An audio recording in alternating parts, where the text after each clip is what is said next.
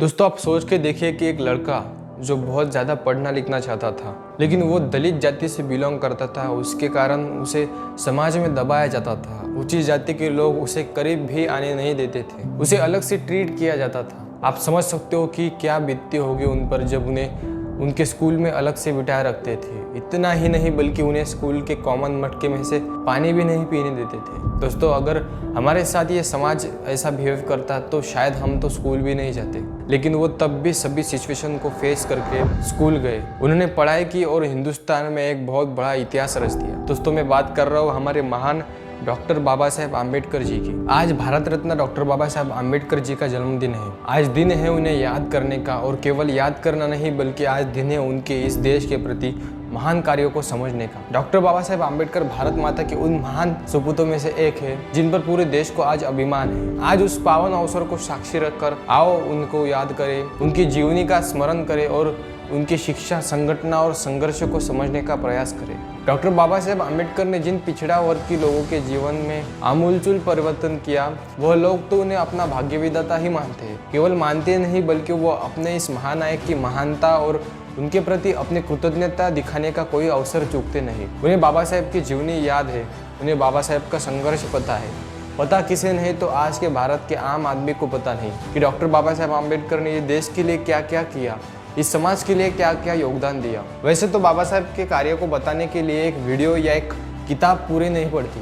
केवल बाबा साहेब के जीवन के अनेक क्षेत्र में किए हुए किसी एक काम को बताने के लिए एक वीडियो सीरीज कम पड़ जाए, इतना बड़ा कार्य उन्होंने एक जीवन काल में किया है। दोस्तों आज की वीडियो बहुत महत्वपूर्ण होने वाली है और आप जितना ज़्यादा इस वीडियो को शेयर कर सकते हो उतना ज़्यादा शेयर कीजिए। आज इस वीडियो में हमारा उद्देश्य उन युवाओं को बाबा साहेब आम्बेडकर की जीवनी का वर्णन करना है जो एक तो बाबा साहेब के बारे में जानते नहीं या फिर सोशल मीडिया के एक तरफा एजेंडा की तरह बाबा साहेब आम्बेडकर के बारे में गलत फैमिली के शिकार हुए हैं। यह वीडियो हम तथ्यों की बजाय देश के प्रति बाबा साहेब आम्बेडकर जी के भावनाओं को समझने की कोशिश करेंगे। और वीडियो की शुरुआत में मैंने जैसे कहा कि वो भारत माता के महान सपूतों में से एक है, वो क्यों है ये समझने की कोशिश करेंगे। तो चलिए जानते हैं थोड़ा डिटेल्स में। मैं यहाँ पर संविधान की अच्छाइयाँ गिनाने नहीं जाऊंगा, क्योंकि मुझे लगता है कि संविधान कितना भी अच्छा क्यों ना हो, वो अंततः बुरा साबित होगा अगर उसे इस्तेमाल में लाने वाले लोग बुरे होंगे।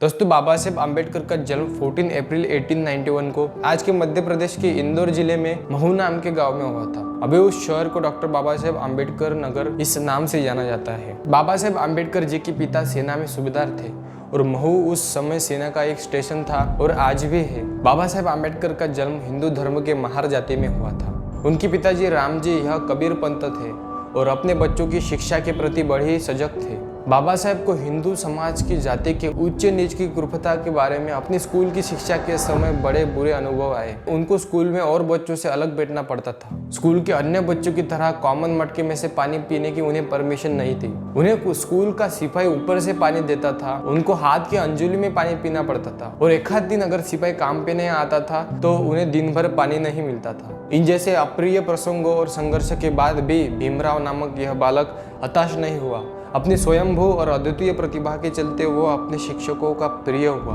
उन्हें शिक्षा के लिए मुंबई जाना पड़ा और वहां भी उन्होंने अपनी प्रतिभा के चलते अमेरिका और इंग्लैंड में शिक्षा हासिल की। इस शिक्षा के लिए उन्होंने बड़ौदा के महाराज श्री सयाजीराव गायकवाड़ जी का सहयोग और छात्रवृत्ति प्राप्त हुई। बाबा साहेब का शिक्षा के प्रति इतना लगाव था कि वो हमेशा ग्रंथालय में रहते थे। सुबह सबसे पहले जाने वाले और रात को सबसे आखिर निकलने वाले विद्यार्थी थे। हमेशा पढ़ाई में रहने वाला और मेधावी छात्रा करके वह अमेरिका और इंग्लैंड के विश्वविद्यालय में प्रसिद्ध थे। उनको पढ़ाने वाला प्राध्यापक भी उनसे बहुत प्रभावित थे। उनकी मेहनत का ही नतीजा था कि जिस कोर्स को कंप्लीट करने में 8 साल लगते थे उसको उन्होंने 2 से 2.5 साल में कंप्लीट किया। जिस भी कोर्स के लिए छात्रवृत्ति प्राप्त हुई उसे उन्होंने समय से पहले और मेरिट में पूर्ण किया। यही कारण है कि आज के दिन देश के लाखों छात्र कम से कम 12 घंटे पढ़ाई करने का संकल्प लेकर वह पूर्ण कर अपने देश के इस महान सपूतों को सच्ची श्रद्धांजलि समर्पित करते हैं। शिक्षा प्राप्ति के बाद बाबा साहेब अपने देश आए और उन्होंने कई जगह जॉब तथा वकीली की प्रैक्टिस करने का काम किया। उस समय लोग उनकी बुद्धिमत्ता से प्रभावित होते थे,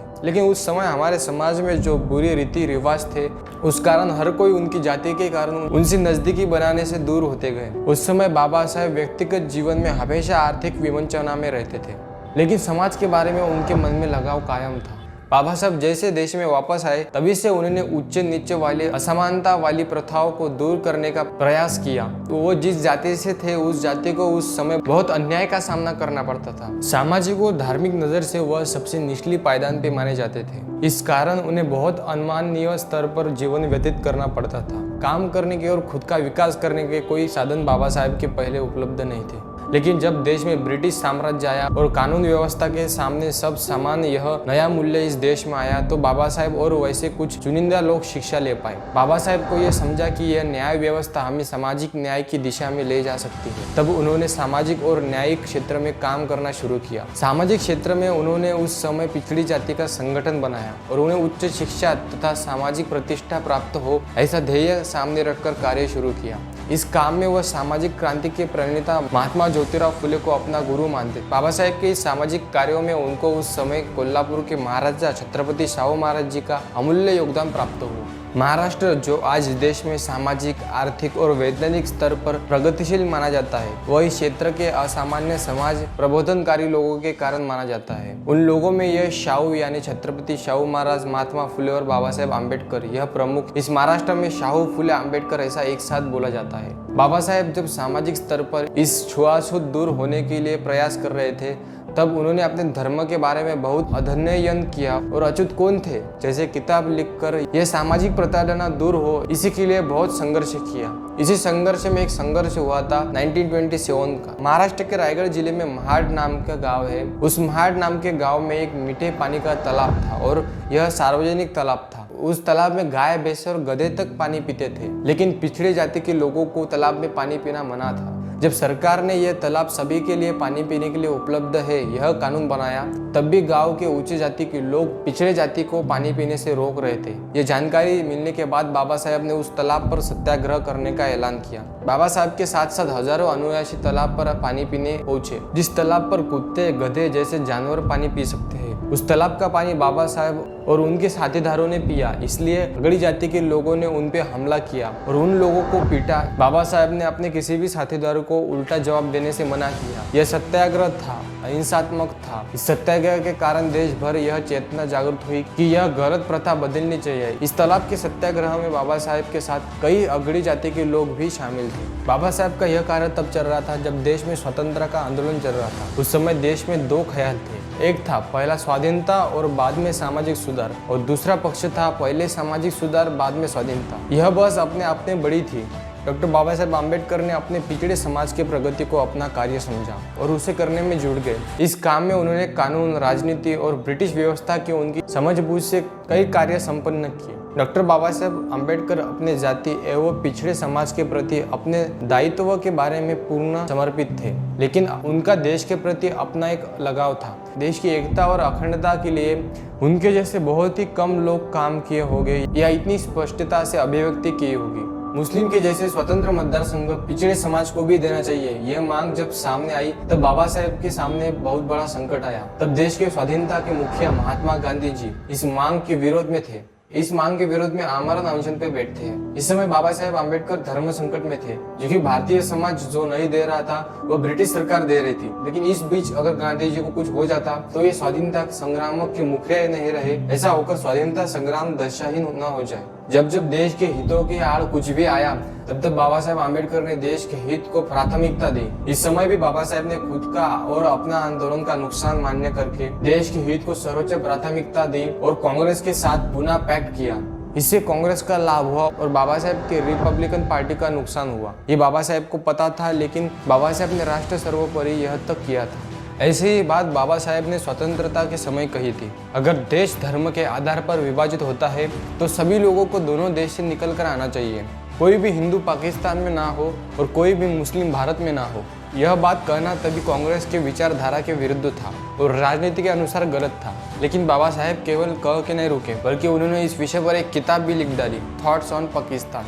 इस किताब में उन्होंने अर्थशास्त्र होने के नाते यह भविष्यवाणी भी की थी कि एक राष्ट्र जो इतने दूरी पे 2 हिस्से पे बटा हो और उसमें केवल धर्म से सिवा कोई समानता ना हो, वो अगले 25 साल में विभाजित हो जाएगा। आगे जाकर 1971 में पाकिस्तान का विभाजन हुआ और बांग्लादेश की निर्मित हुई। देश हित में लिखने या बोलने में बाबा साहेब आम्बेडकर ने कभी अपना नफा नुकसान नहीं देखा। राष्ट्र सर्वोपरि यही उनका मंत्र था।